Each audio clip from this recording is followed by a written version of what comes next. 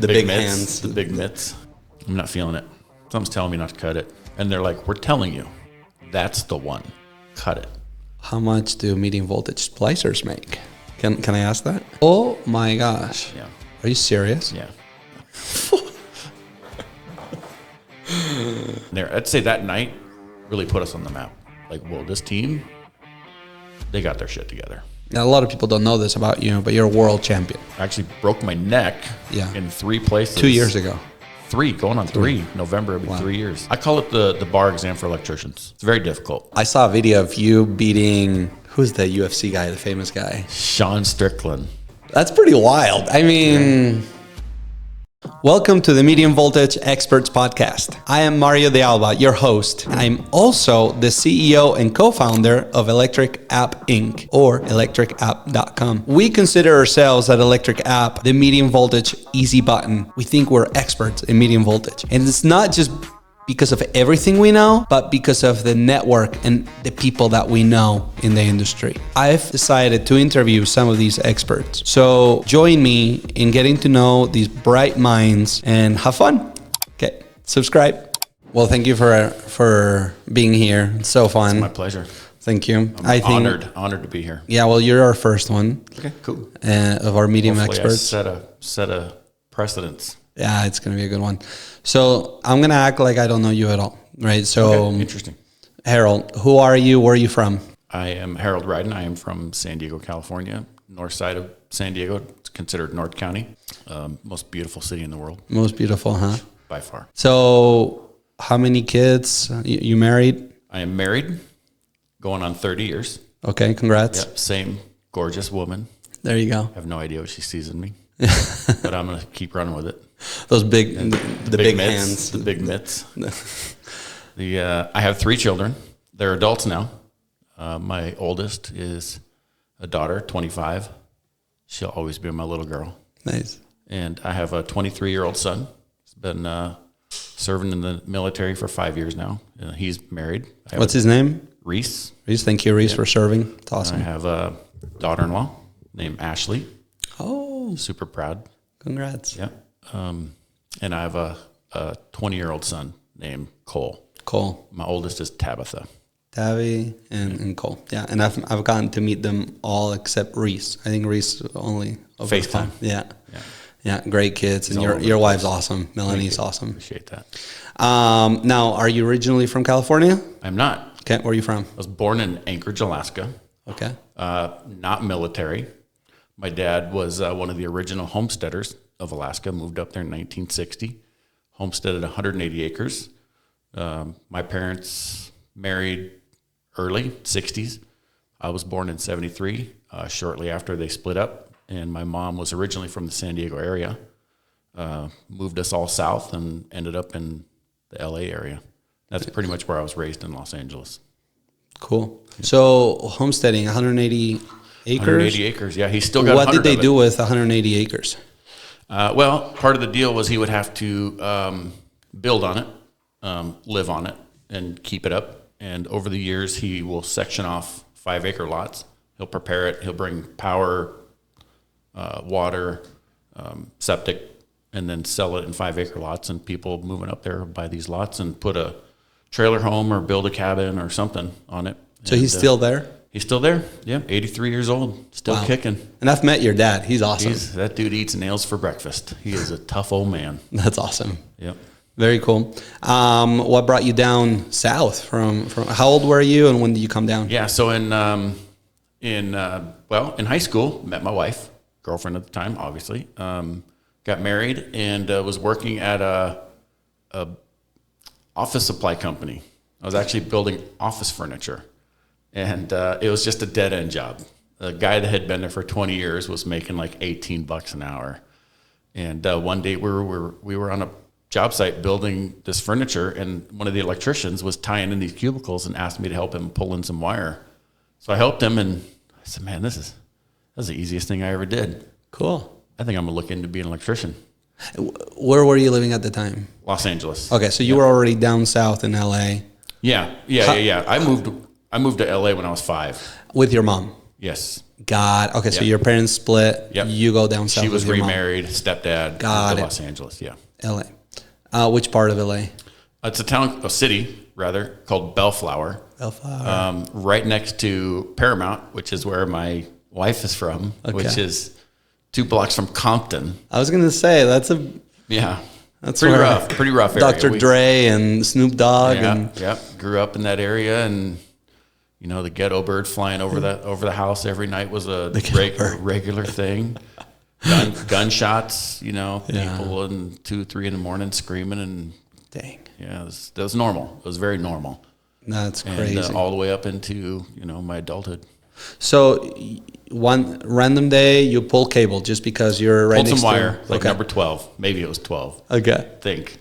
And I was like, this is so easy. So I started looking into the apprenticeship. And at that time, my stepdad and mom had actually moved from Los Angeles. I was living there on my own because I wasn't going to leave this smoking hot chick that I was with. Yeah. And they had moved to Minnesota. And my stepdad was an electrician back there. And got me into the apprenticeship. So we packed up. We had been married for 1 year and moved to Minnesota.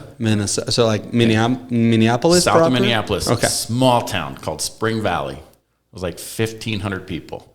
Cool. And I was working out of Rochester, was where my home local was, Local 343.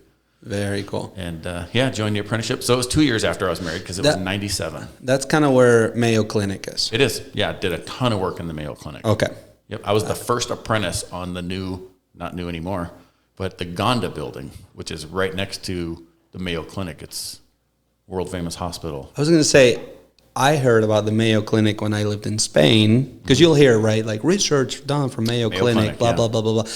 A lot of people don't realize Rochester, Minnesota is small. It's kind of where I think during the day there's like, I don't even know. I'm just going to throw a crazy number out there. There's probably 200,000 people there in the daytime, and at night maybe 50,000 people live there. People just driving in, working at the Mayo Clinic. That's wild. So you start your apprenticeship. So let's talk about apprenticeship. So Union. Yep. Okay. Joined the apprenticeship with the IBEW, International Brotherhood of Electrical Workers, Local 343. Shout out. Did my apprenticeship there. It's a 5-year program. Okay. Did 4 years. And my wife and I had 2 babies out there. And after 4 years of blistering cold, Minnesota weather was just too much, especially growing up in Los Angeles. Yeah. And it just became too much. And my wife had never even seen it snow until we moved to Minnesota. Wow. And poor Melanie. Yeah, poor Mel. After 4 years, it just became too much, and we were ready to move back. But we did not want to raise children in the Los Angeles area. Okay. We had really good friends. We actually lost friends to drive-by shootings. And people who had great parents, people who were brought up right, people who had good grades, going to good colleges, and just were a victim of their surroundings. And so we decided that even if we were the greatest parents, the surrounding would affect our children. So we decided to move back, but we chose San Diego, California. So we moved back in 2001. I was a 4th year, going into my 5th year of apprenticeship. And so I actually reached out to Local 569, IBW in San Diego. The one you're at now. The one I'm currently with, represents. Yes. And I transferred my apprenticeship, actually, and finished my apprenticeship there because I knew I was going to be a resident. I knew that was going to be my home. And what I didn't want to do was turn out, become a journeyman, and then go to San Diego as a traveler and be on book 2. Got it. So I knew it was going to be my home. I was going to, finish out my apprenticeship there and then live there for the rest of my life. And that was in 2001, 23, going on 24 years now. That's awesome. So you moved to San Diego. Where about? Right in the city? Or? So I lived in a city called San Marcos. Okay. Actually, it's North County. Yep. Loved it. Loved San Marcos. It grew a lot since 2001. And a lot of the growth I was a part of, doing electrical work all over. And worked for a couple contractors, doing things here and there. So let's talk about that. So who did you work for? So I worked for the longest company I worked for. I did a couple summer jobs, did a couple short calls until I found my home. And my home was with a company called Southland Electric. Okay. Great company. What were you doing for them? So I started out as just working on what they called it a summer mod. It was a high school remodel over the summer. And I just went, and I actually anticipated working there for 3 months, 4 months, get laid off, on to the next. And then I was there for about 2 weeks, and they saw something, and the foreman running the project was running like 3 other schools, and they handed me the key to the school and said, we're going to have you finish this one. And then after... and that would be which high school? It was Vista High School. Vista High. In Vista, right next to San Marcos. Cool. And so then I finished out the school there, and actually helped out a couple other electricians, did a service call with a guy once, and the service manager enjoyed me and said I did a good job and put me in a service truck. Okay, so at this moment in your career, you're still low voltage. Low voltage. You haven't started medium voltage yet. Didn't even know what it was. Okay. So during your apprenticeship, nobody told you anything about medium voltage. Okay, that's good to know. Yeah, I mean, I knew it was there. I saw at the Mayo Clinic, I saw people doing like hand tape terminations and stuff. Didn't really know what it was. I thought it was just something I probably would never touch. Yeah. Very unique. And then was in a service truck for quite a few years at Southland. And then Southland brought in a guy from another company, a pretty predominantly medium voltage company out of San Diego, Chula Vista Electric. Yeah, I know Chula. Yeah. A guy named Steve Frank. Okay. Came over to Southland Electric. And he brought some medium voltage with him. And on one of his projects, said, hey, I'm going to have you out here, and you're going to be with our... I'm getting the chill. So this is like kind of like your first mentor. Yeah. Yes, Steve Frank, by far. Shout out Steve Frank. Steve Frank. Great guy. Super smart guy. To date, best PM I ever worked for. Cool. Yeah. Sorry, all the PMs I'm working with now. Is solid. It took me under his wing. Had me do a couple simple terminations. Brought 3M in. Did a termination. So heat this shrink. was early 2000s. So it was a Raychem. Yeah, we did a heat shrink termination with a Raychem. Early, maybe 2006, 2005-ish. Would Joe Whitehouse He was around. He was the guy. He was the guy. For No way. Yeah, Joe Whitehouse. That is so cool. Yep. That is. I mean, I remember 4 years ago when you and I and Joe Whitehouse had lunch. That's right. For the first time. That's first time we met. Joe Whitehouse was there. He was there, yeah. And Joe Whitehouse was kind of introducing me to a bunch of people in Southern California. You were one of them, and he's involved with electric and. Yep. How cool! Wow. So full circle. I mean, Joe is one of the experts. I would consider. Yeah, absolutely. That's so okay. So Steve Frank takes you under. Takes me under his wing. What happens? happens? Do a couple projects here and there. Got to where, any medium voltage Southland would do. I was still in a service truck, and I was just going from job to job, warranty stuff, whatever. And Southland did a lot of high rises downtown San Diego. So if they had warranty calls, I was the guy. Troubleshooting, I was the guy. Medium voltage, I was becoming the guy. Okay. And then, unfortunately, the owner of Southland got very ill, and we went from over 300 employees to close to 30. Wow. I was still around. Steve Frank was kind of running the business. Were you guys doing just mainly service calls at that point? Service. We're still doing. They had a niche with some of the local cable companies. Okay. They did a lot of fiber and stuff. Okay. SDG&E, they did some fiber for them, and I didn't really get involved in that world. I was on the service side, regular electrical. Is Southland still around? Or? Southland's still there. Yeah, I'll get to that. Okay. That's a great story. Still family. Southland's still family. Yeah, the owner got ill and ended up a lot of people were leaving because they weren't sure the future of Southland. Yeah. And at that time, I was their medium voltage guy, basically. And then where's Steve at now at this point? Steve's retired. Okay. Yeah, he's retired. Okay. Yeah. And at that point where you were kind of the MV guy, where was he? And it was very little MV. He was kind of running the show. He was running the show. Got it. Yep. If there was MV on a project, it was like putting in a transformer for a school remodel. Yeah. And then I'd come in, do 3 terms, and off I'd go. Yeah. That was it. Hospitals would come in, do 3, 6, 9 terms, off I go. And then Baker Electric approached me. Okay. Yep. This is when late. This is 2013. Okay. Approached me about coming over and joining their medium voltage team that they wanted to grow. And Baker's big time. I mean, Big time. Yeah. Yep. And they made me an offer that was really difficult for me to say no to. Right. And I mean, I would have even have loved to talk to the owner of Southland, but he was he was ill, very ill. And so I went to Steve Frank and I said, it's the future here is really, we don't know. Nobody knows. Yeah. And come to find out, he was on the same page. He just didn't tell me. Yeah. Because 2 weeks after I left, he was gone. Oh, wow. He went to another company, finished out his career a couple years and retired. But so I went to Baker, was with Baker Electric for 3 years, helped them build a medium voltage department.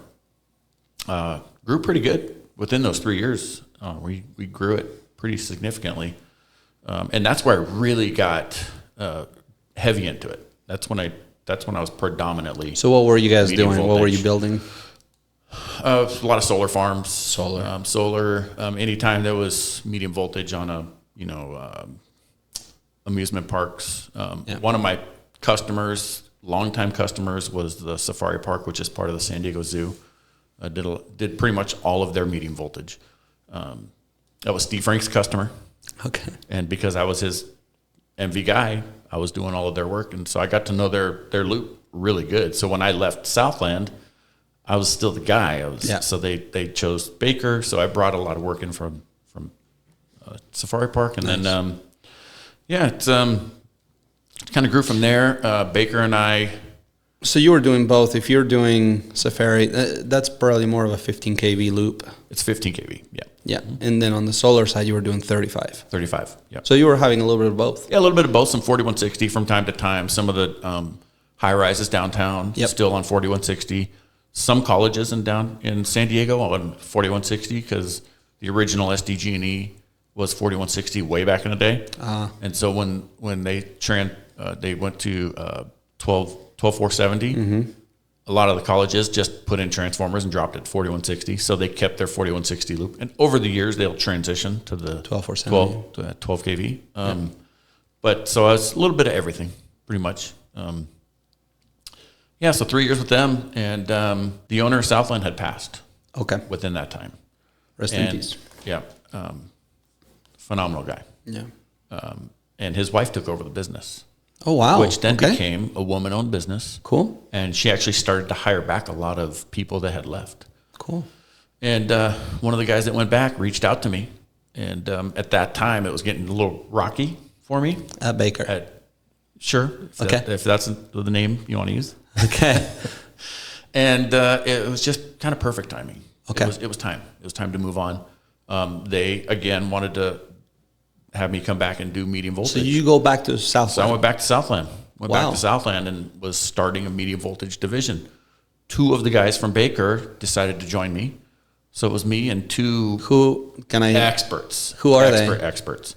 One of them is still with me now. Okay. A guy named Shannon McKiernan. Okay, so Shannon I know Shannon very well. Shannon's great. I kind of want him to be on the podcast. You need to have him on the podcast. So Shannon goes with you. Shannon comes with me.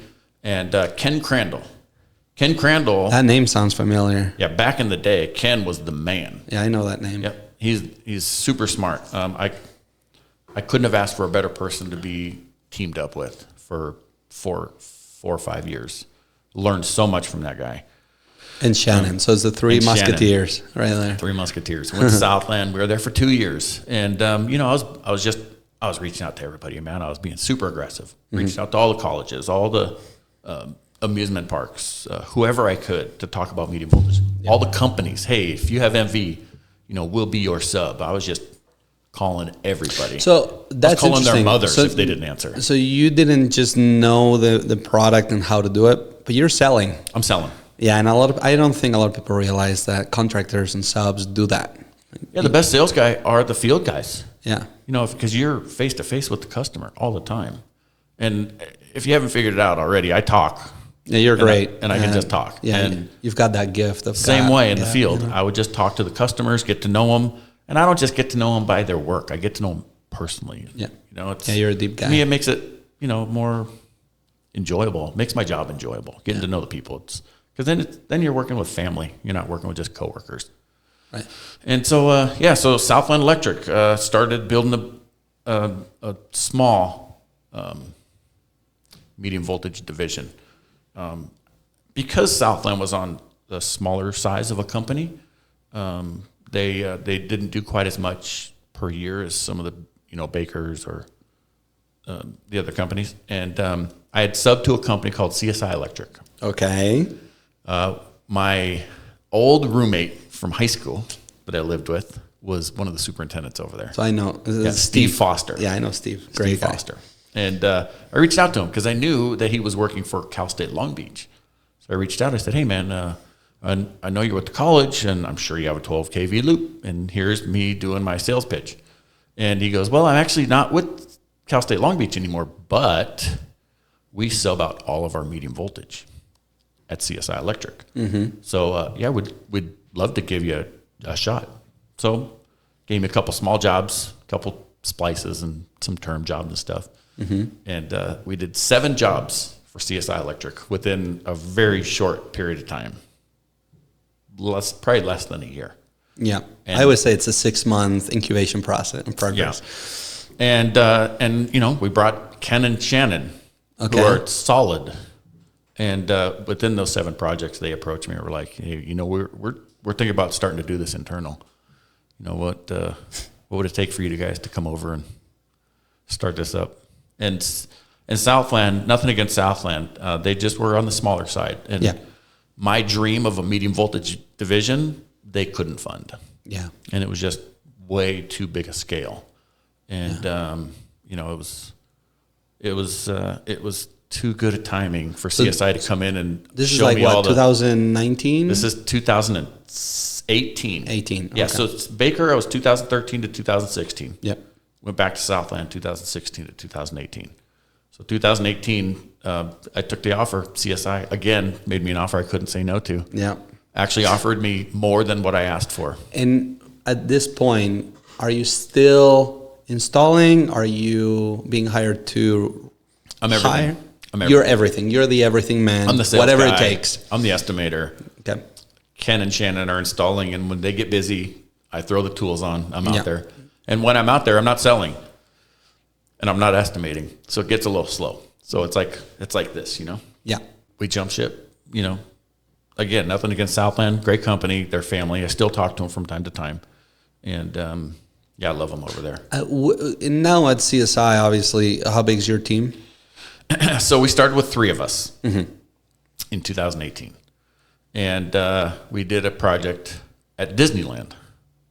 And we ended up hiring a guy named Chris Berry, who you've met. I know Chris very well. Yeah. So we hired Chris Berry. So now it was 4 of us. And we had Disneyland. We did, it was called the E Substation. And one of the things that I think really was a good selling point was Ken has this intuition that is just like I've never seen before. And there was a 12 kV loop that Disneyland wanted us to tie into. There was 2 circuits in a vault. And we were tying in this substation called the E Substation. We were moving it from one side of a parking lot to the other. And that substation feeds like the hotels, Disney hotels. And so obviously it's very crucial. Can't be down for long periods of time. And they said, this is the circuit we're tying into. There's a vault. There's 2 circuits. This is the one we're cutting into at like 2 a.m. Everything's set up. Wires pulled in. T-bodies are made up. Ready to rock and roll. All the big suits and ties are out there with their clipboards. And they said, okay, circuit's off. That's the one you can cut. And Ken Crandall goes, I'm not feeling it. Something's telling me not to cut it. And they're like, we're telling you, that's the one. Cut it. He goes, I'm not going to do it. I'm not cutting it. Because I need to test it a little further. And there's no T-bodies. It's just a straight through pull. So there's nothing. There's no capacitive test points. There's nothing to test to. So he cuts a small window. Super careful. Cuts a small window. So what does that mean? He cuts a small window. Cuts the outer jacket. Okay. Peels off the tape shield as safely as possible. As safely as possible. As safe as you can be. Yeah. And puts a tick tracer on it, and it rings. It was live. And they were telling us, that's the one, cut it. Oof. Yeah. How? And it's 12470. 12470. And we had, the Milwaukee cutters with the remote. We'd be 50 feet away. I mean, everything was. We would have been safe. However, it would have blown up, and the hotels would have been down for a long period of time. Yeah. But because he did that, just his intuition alone. I mean, Disneyland was like, "You've got to be kidding me!" And right then and there, I'd say that night really put us on the map. Like, well, this team, they got their shit together. That's pretty cool. These guys are legit. Mm-hmm. And I give credit to Ken. Ken was super safe. One thing about Ken, I always knew I was going to go home safely when I was on a job with Ken. And I felt safe. And then if I was on a job, he wasn't there, he would literally call me before I'd go to work and say, like, "Hey, brother, please be careful. I love you. I want you to go home to your family." He made me feel, he kind of gave me the balls to stand up to the big bad wolf and say, "No, I'm not doing it." Yeah, it's not safe. Not safe. Not doing it. And a lot of times I would think, like, what would Ken do? And I go on that, and it's never let me down. Thank you, Ken. Thank you, Ken. Yep, solid dude. That's pretty cool. Yeah, so that kind of put us on the map, and then we had a couple a couple substations. So some substations. We had some solar farms, bigger stuff. How'd you get into solar farms?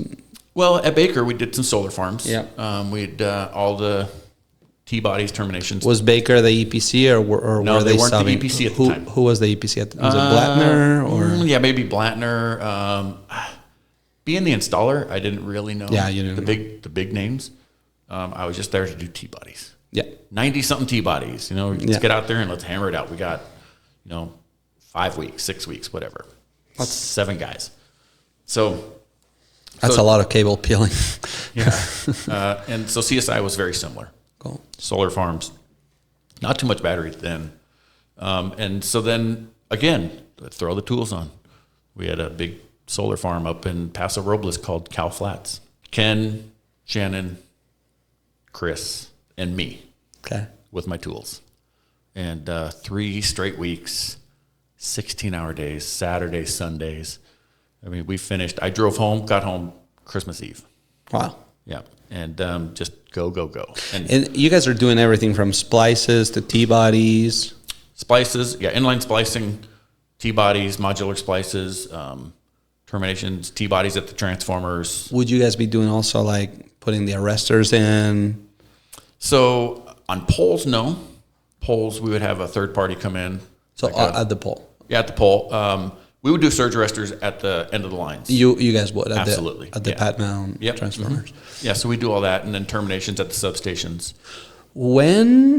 If it feels like fault indicators became a thing, like a popular thing 2-3 years ago, were you guys doing fault indicators at the time or no? That's a hit or miss thing. Even to this day, it just depends on the customer. Okay. Some fault indicators, sometimes not. Yeah. I would say 9 times out of 10, we're not. So maybe it's more of a data center thing. I do know on the data centers they throw fault indicators. Some solar farms we do fault indicators. Yep. Don't see a lot of it. Okay. Yeah. But you guys were doing everything medium voltage underground. That was all underground medium voltage. Yep. Got it. And then it just grew from there. It started to go. We started hiring a couple more guys here, a couple more guys there, and it got to where I couldn't help in the field anymore. I was just estimating, business development, taking customers out, selling, and estimating, and then project managing. So it was, pretty much beginning to end, and now we are currently up to 17 medium voltage splicers. 17. And we have a project manager now. Good for you. He's PMing some of the smaller projects, a lot of the service type jobs. We do anything between $2,000 and millions of medium voltage. And so the bigger stuff, the EPC stuff that we're doing, I'll do the project management on some of the bigger stuff. And then the smaller onesie twosie stuff, we have a project manager that does all of our service and then the medium voltage service stuff as well. I can go 2 different ways, or we could talk about 133 because you brought 4 guys from your team. 2 of them are instructors down in San Diego and the LA. Yeah, so just to back up on that a little bit, 20 years in the field, I know how guys in the field want to be treated. So I treat them that way. I give them what they want as much as I can. This is a recruiting call right here. Yeah. Tooling. If the guys need tools, we get them the tools. If, we treat them right. Oh, I got to ask you, Ripley or Speed Systems? Yes. Or Alrock. I guess that's the newcomer. So here's my thing. For me personally, when I was in the field, I was a Speed Systems guy. And I think mostly because I didn't use Ripley. But we have guys that like both. Yeah. So we get whoever, if this guy wants Speed Systems, he gets Speed Systems. If this guy wants Ripley, we get him Ripley.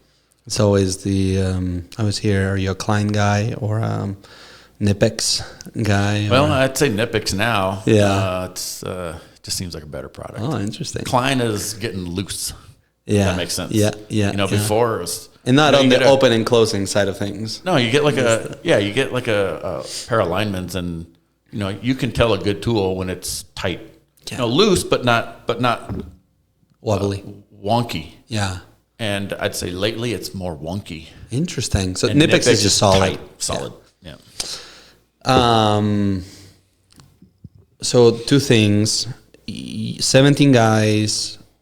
Are they all? You've told me in the past you are an NCSCB. We should talk about what that means. Yeah. So backing up a little bit, because I was in the field for 20 years. I liked to do things clean, and I'm very particular of how I like things done. That's your personality too. I mean, you are.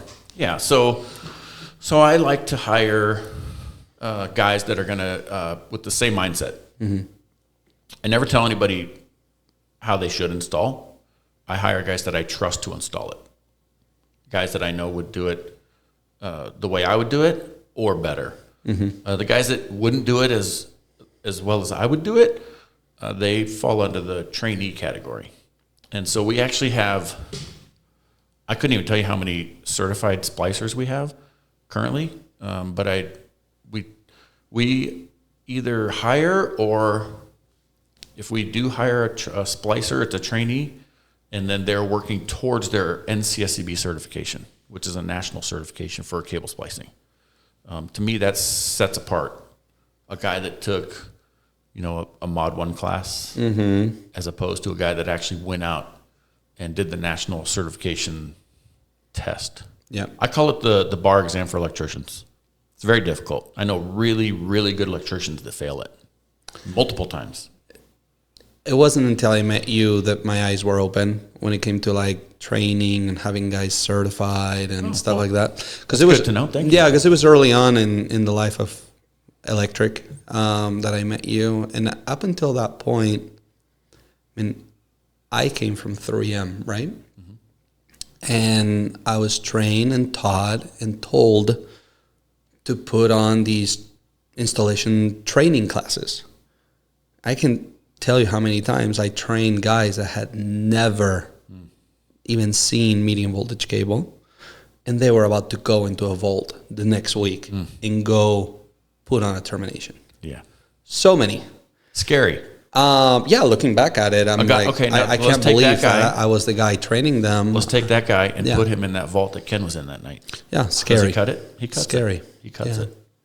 So when I met you, and I was like, yeah, if I'm going to be the guy training guys, I better have 20 years behind my back.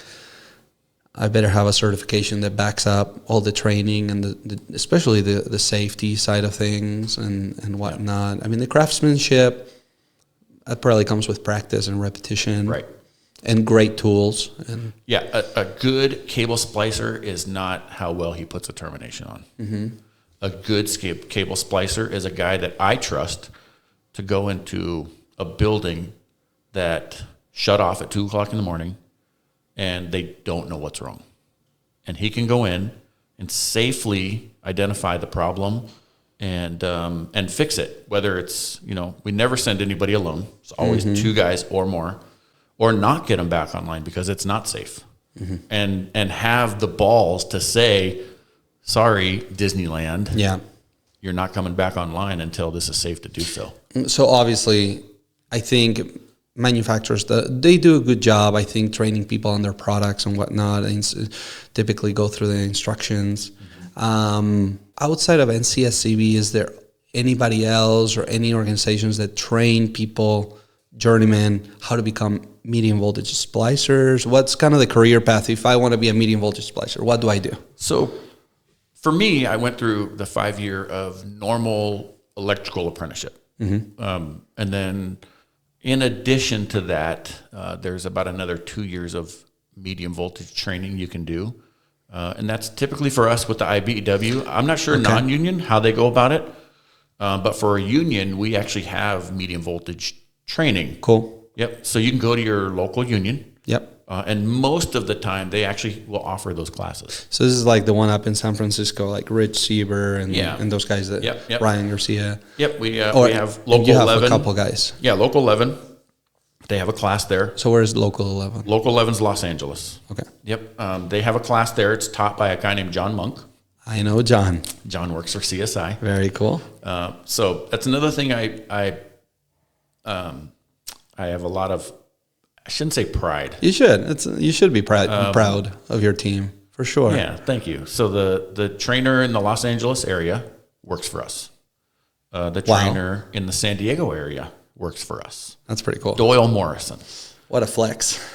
2 of the smartest medium voltage guys. And there's a lot of really smart, and I categorize smartest medium voltage guys, pretty loosely, because there's a lot of really good medium voltage guys. I've said this before. I've said it to you, but I'll say it right here. I will put my medium voltage team against anybody in the country. Yeah. I mean, they're solid, super great guys. I know them both. And it's not just, like I said, it's not just by how good they put a termination on. It's the safety reasons. I feel comfortable. I can sleep at night knowing that we're having an outage, and I sleep just fine. I didn't in the beginning, but the more, we did these, and the more the team that I'm surrounded by has done it, I don't even think about it. And sometimes I forget they're out there because I'm so comfortable with my team. So 7 years of Has learning. it been 7? At CSI and learning to become this medium voltage expert. So I went to school and studied for 7 years. I did engineering as a bachelor's, then I did an MBA. And I had offers to go work as an MBA and make, I think Intel gave me an offer for $80,000. How much do medium voltage splicers make? Can I ask that? Yeah. Okay. It varies. Most of our medium voltage guys, typically a good medium voltage guy makes a really good foreman or general foreman somewhere else. They're really hard to get because everyone wants them. Okay. Typically. They do fall under the diva category. And I think a lot of that is because of their knowledge and because of their the fact that they'll tell you, no, I'm not turning it on, or they're type A guys. And so they're the best. They're the best at what they do. And so we typically pay them a general foreman scale or a foreman scale. And with the union, every local is different. Every local has their own scale. But I would say on some of our bigger projects, we have a guy that on one of our bigger projects has brought home, I won't say his number, but he brought home close to $300,000 last year. Oh my gosh! Yeah. Are you serious? Yeah. They're great. Wow. Good for them. And you get what you pay for. Yeah. You get what Good you for pay them. Yeah. So you're saying trades can make equal or more money than lawyers and doctors? Oh yeah. Without college debt. With no college. Let that sink in. Yeah. To everybody listening. Very cool. So, and it probably ranges, right? Like now, this guy works really hard. Yeah. That's our entire team works really hard. Some guys choose to go home every night. Obviously, they're not making as much, and that's fine. Okay. So, what's the low range of a medium voltage splicer? 150. 150. Yeah. That's pretty wild. Yeah. Looking back in my career, I mean, that's good for them. That's awesome. They're putting their lives in danger. Absolutely. Yeah, it's a dangerous position. To say the least. Yeah, dangerous job. I believe the 5th most dangerous job in the world is electricians. Yeah. Yep. Police officers and firefighters are like 16th, 17th. So if I'm a journeyman listening and I'm used to doing 480, 220, Low voltage. Yeah. Yep. And I'm here listening to you, I can go do some medium voltage terminations. Not tomorrow. It's going to take a couple of years. Yeah, look into some training. Okay. Find a team. Find a team of good guys. I say it every day. I am as smart as the people I surround myself with. Yeah. I sound smart because I repeat what smart people say. Mm-hmm. It's a Joe Rogan quote. I kind of feel that way about myself too. Yeah. So find those guys. Okay. If you're a journeyman, you're an electrician, and you're looking to get into medium voltage, find the guy. Find the trainers. Find the safe guys, and surround yourself by that guy. Hang out with that guy, and work your ass off. Yeah. Make him want you on his team, because then he'll take the time to teach you the right way. Yeah, and then look into some classes. Take some. If you're union, they're called Mod 1, Mod 2. Mod 1 is basic hand tape splicing. I strongly suggest learning how to hand tape, because if you learn how to hand tape, you've now learned the structure of the MV cable. Yep. So the layers. You now know what that component that you're installing is doing. Right. Anybody can read instructions and put a termination on. Right. But to understand what it's doing, why I'm doing it this way. Because not always are you going to get every piece of that termination in a box. And if you understand what you're building and why you're building it this way and the structure of it, you'll know what's missing. You'll know how to maybe, tweak it this way or that way to make it right. It's interesting. Has it ever happened where you've caught mistakes in instructions? Oh, yeah, absolutely. And you call out the manufacturer like, yo, yes, this cutback's wrong. Mm-hmm. Okay. Yep. Yeah, sometimes you'll get a termination that's longer than a 12 kV termination that's longer than this box. 2 12 kV terminations. So there's discrepancies in the manufacturing too from time to time. Yeah. And an expert in his field will know. And he can make the changes in the field, because at 2:00 in the morning when Disneyland needs to get back online, you can't call the wholesale house, Good luck getting Mario out of bed. You would. I know I would. No, it's true though. Yep. So hand tape, I think, is baseline. Mod 1. Okay. Mod 1, learn how to hand tape. And that takes what, a year? I mean, it could take, if you're going regularly, you could probably get it done in about 6 months. Okay. That's Mod 1. There's 6 mods. So and this is after hours, taught at night? All on your own time. Yeah. Yep. You're not going to get paid for it unless you have a company that'll pay you for it. If they got a lot of faith in you and they know you're going to be a guy that's going to stick around and do medium voltage for them, a lot of companies will pay you for it. Cool. Some companies will teach it in-house. That's what we were doing at Baker Electric. We were teaching it in-house. Yeah. Through the union, you got union credit for it. So now you guys are sending your guys to John at 11. Yeah. So now we actually we'll hire guys that have already taken it. Got it. Yeah. So the guys that have already taken them are our trainees. Very cool. Yeah. So we've got guys our trainees are guys that have already got a couple years under their belt. Wow. That's how much we're separating ourselves from a standard splicer. So 17 guys of rock stars. Rock stars. Yeah. Yep. They're probably so excited right now listening to you. Okay. I'm part of the Navy SEAL team in San Diego right there. Special ops. Yeah. Yep. Yeah. Very fitting. Yeah. Let's talk about 133. So when the idea of 133 happened, this was early on. I don't know if you remember talking about it with me, but it was like... I do remember. I thought you were crazy. Yeah? I was like, this ain't going to happen. Pipe dream. Yeah, it was very early, right? Like 2021. That was a while ago, yeah. Yeah. Hey, Harold, what if we got together the best of the best in the country? And we had a party, an MV Fest. Mm-hmm. And how about you judge it? And you start asking, I remember you started asking me questions like, what kind of judging? What are we going to look for? And I was like... and my mind's my gears are already turning. I'm asking questions, but it's mostly my thoughts just coming out of my mouth. Yeah. Yeah, like, because I didn't know how to turn it off. And so they were just popping out like questions that I was asking myself, basically, you were hearing. Yeah. Yeah. I remember I was like, well, you're the expert. I'm just a guy wanting to make this happen. I'll put it together. But let's let you run it with your own judging and your own questions. And I think I did push on you a couple judges. I was like, hey, would you take Joe Whitehouse, Scott Hatch, Adam Straub, and this is your team, but you're in charge. Right. Yeah. So, that happened. And the judging aspect of it was, just going back over my career and actually even the current guys kind of figuring out, not just the termination side of it, but the judging was based off of, a circumstance we could potentially find ourselves in. Mm-hmm.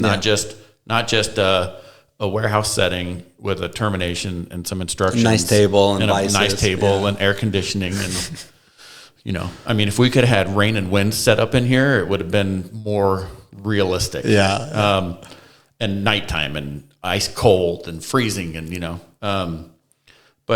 so I was trying to figure out a way, how can we create something like that, and make it to where, you're going to be judged off of as real life circumstances we can create. And so those are the thoughts that were going through my mind. How can we make this happen?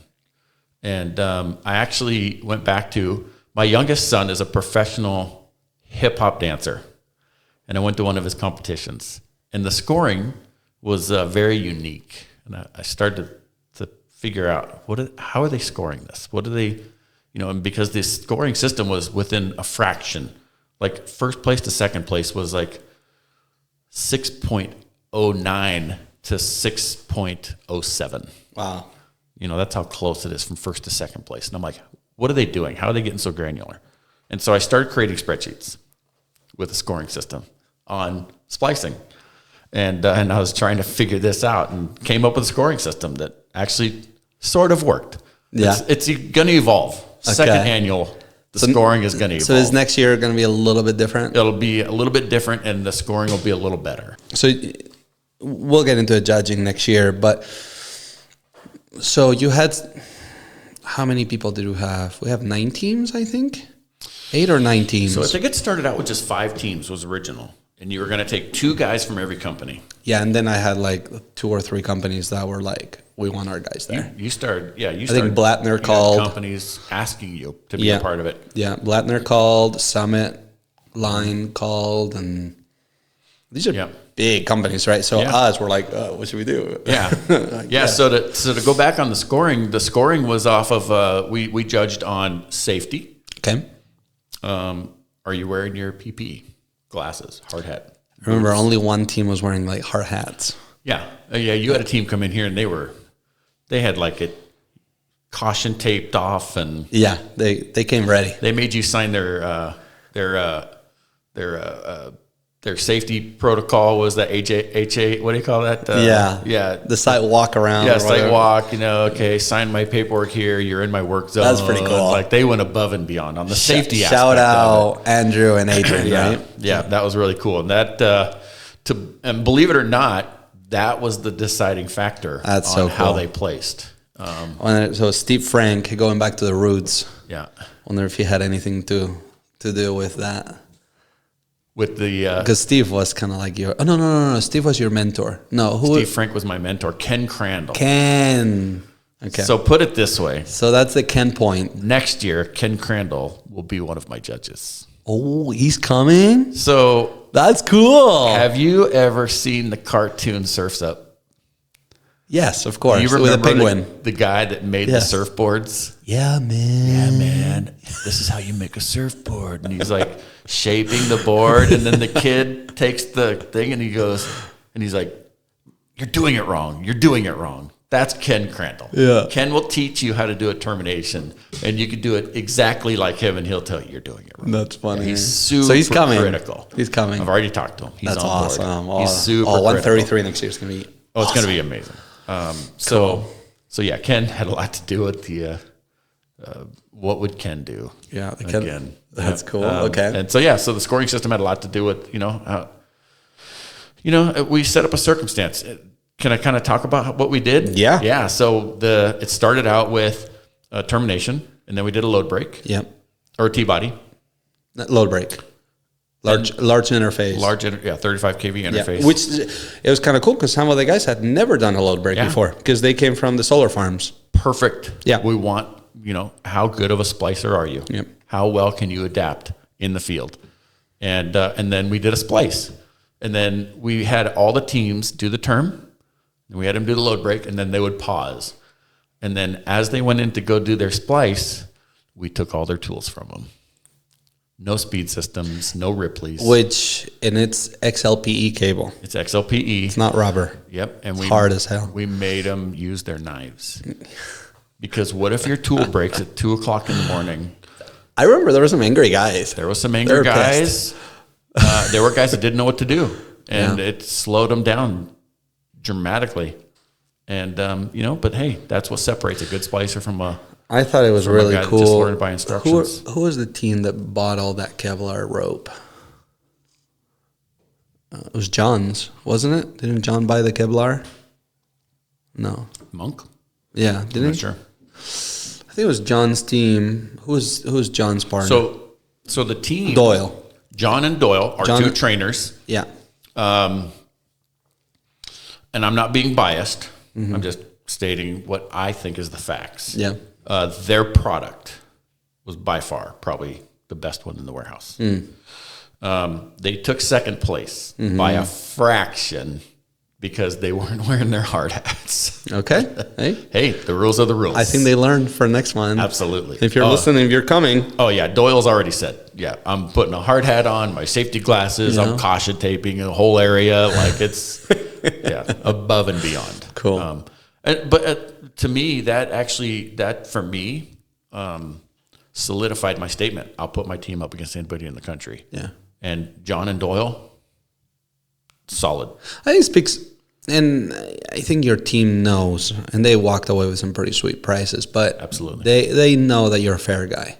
Yeah. And I think that showed it, right? You're an unbiased judge. As the judge, there were 4 of us. Yeah. We all used the same scoring system, and I scored every single team the lowest. Out of all 4 judges. Every single team, I scored the lowest. So Scott and Joe were giving out cupcakes? Yes. Oh, so what we did was we took the high score and the low score and we threw them out. Okay. And then we took Who was lowest and highest? I was the lowest. You were lowest. I was lowest for everybody across the board. Okay. I was the most critical. Yeah.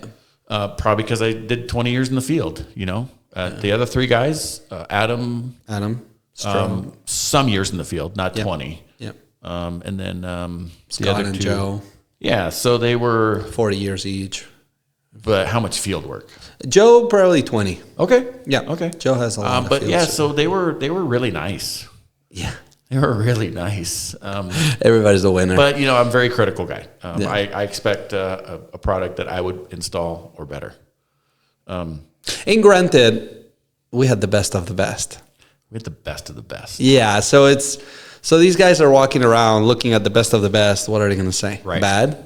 No, you are. Because I'm going to. Yeah. Ken will. Yeah, cool. Great. You think I'm critical? Wait till Ken comes. Great. So my score was thrown out and the highest score was thrown out. And then we took the second and third place score and we averaged them. Cool. Yep. And so, Andrew, I think his team took first. Yep. John and Doyle second. And then we actually had 2 CSI teams here. Yeah. And that was kind of a last minute decision because one of them was a really good shit talker. Oh, Shannon was talking smack on LinkedIn like crazy. So I was like, we got to have this guy come. Yeah. Like he was making memes. Oh, he was great. Yeah, he was talking. He was already doing that before he was coming. He wasn't. Yeah, so he had done a couple memes, made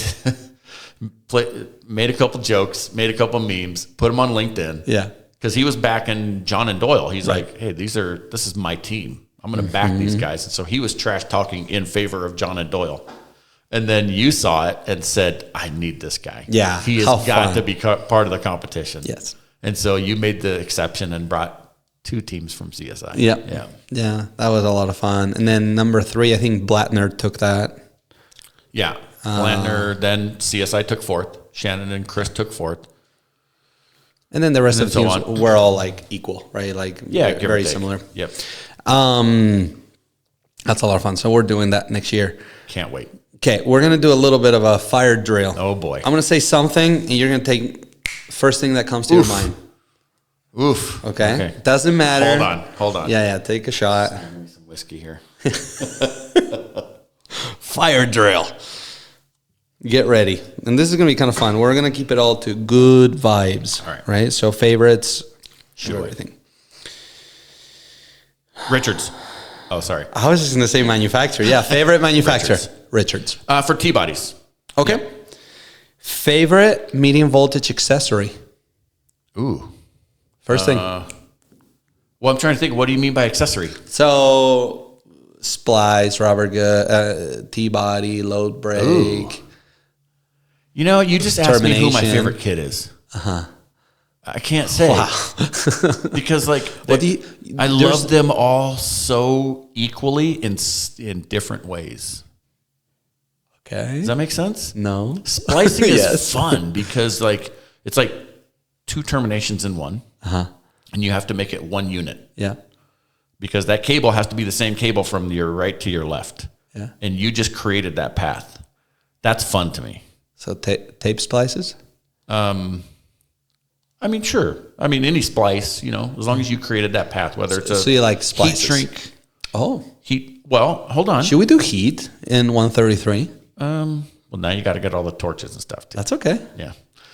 Termination is cool because it's you're landing on a bus at a substation or a pole mount or and you're making it up and it could be a cold shrink or a heat shrink. You know, it's just so. What do you prefer, cold or heat? Well, it depends on the circumstance. Okay. If I'm outdoor, I prefer cold on a pole. Okay.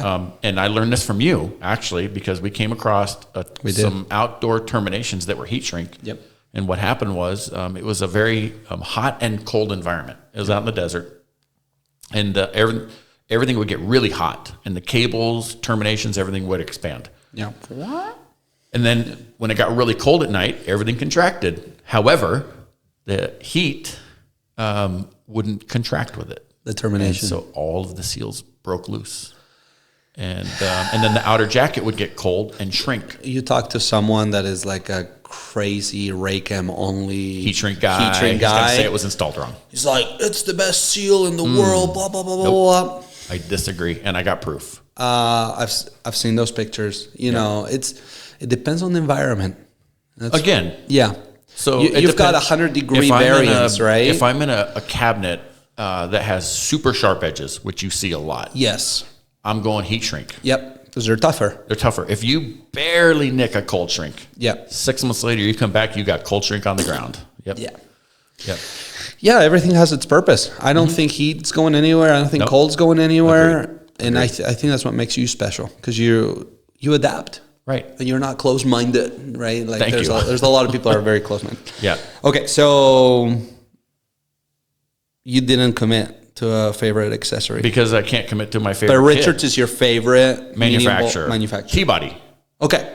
What about cable? What's your favorite manufacturer of cable? Ooh, Southwire. Okay, why? Personally. Okay. For me, personally, it's just easiest to work And you with. use all of them, right? Like you're not just... Okanite, Prismium. I mean, we use trash cable too, unfortunately. You know, some of those bigger projects, when you're talking millions of dollars, you know, we go with trash cable. And people will be watching this and they'll know exactly who I'm talking about. Yeah, and interesting. they will know who exactly I'm talking about. Trash cable.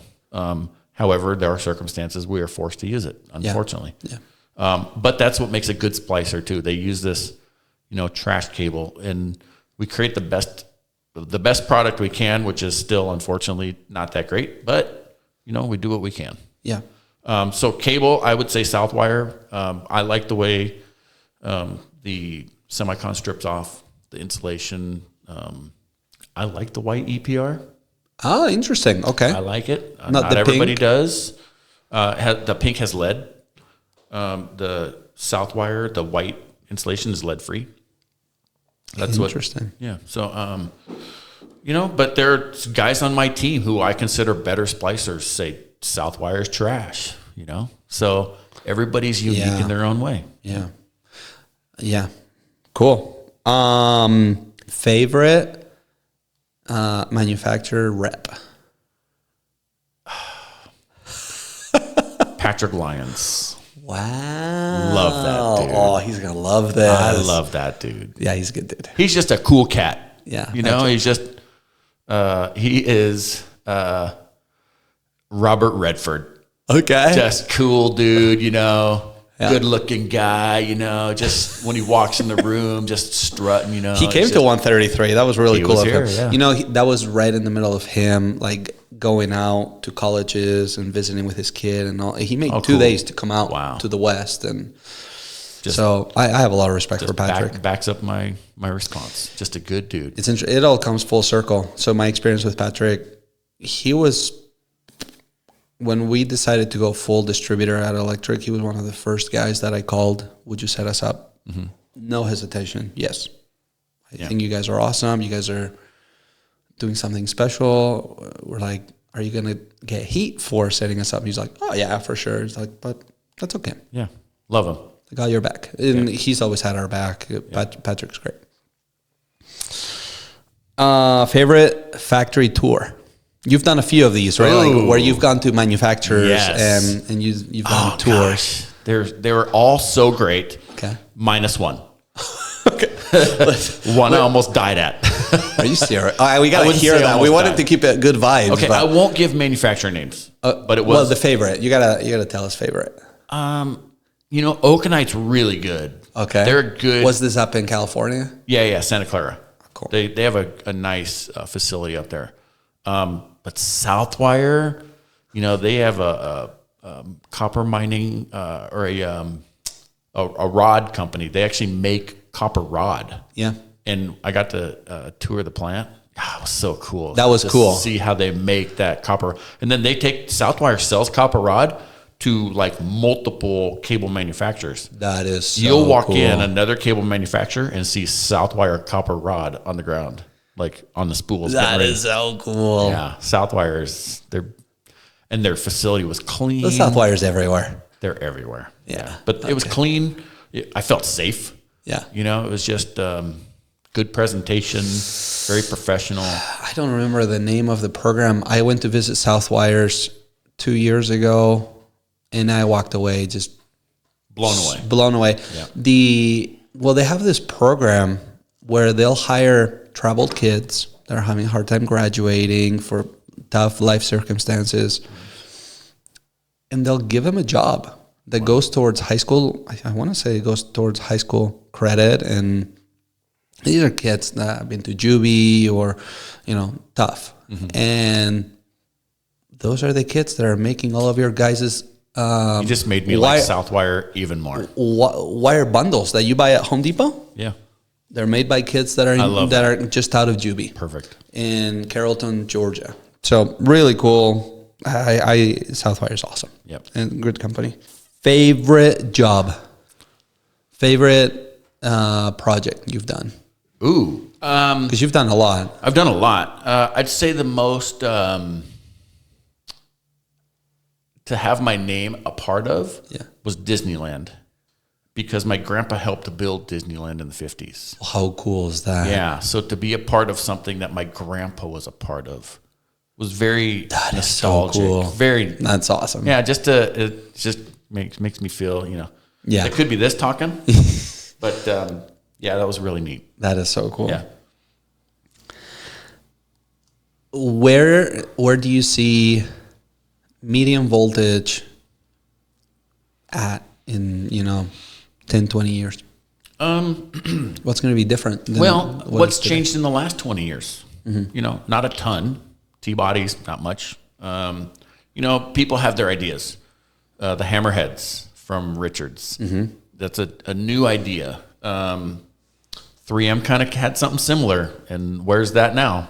Yeah, they put it in the trash. I was talking with someone about that. Not that Hammerhead's going to go there. How sad was that? Yeah, and I appreciate people thinking outside the box. Okay. But I think we currently have a pretty good product that's probably going to stick around for another 20 years.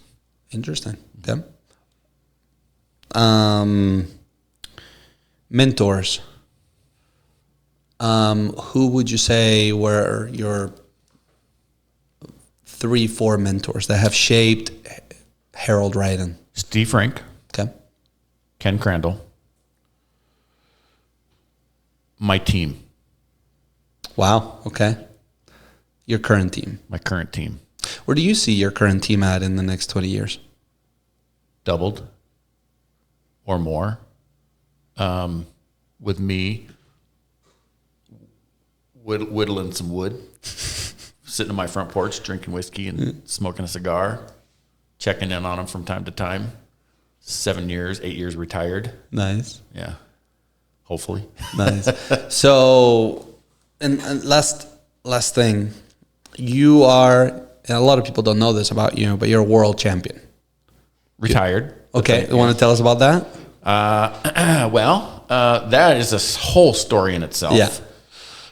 So when I lived in Minnesota, I was reading the newspaper or whatever you call them out there, and there was an ad for an arm wrestling competition.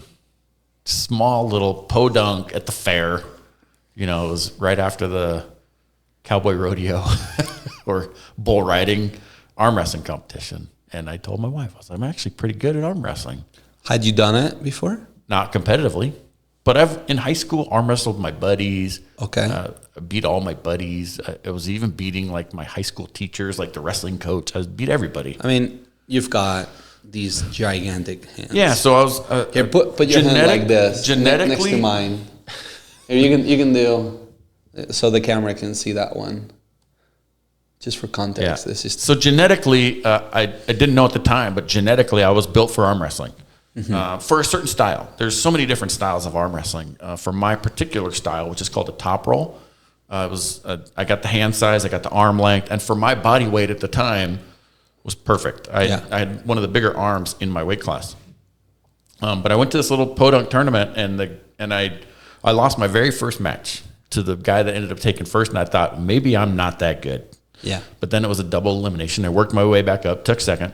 The promoter said, hey, this is your first time ever. I'm going to take you to a real competition, like a state championship. So he took me to the Iowa State Championship. Iowa. Okay, these are farmers. I mean, these are tough kids. Yeah. And so I get there, and there's like people wearing like their state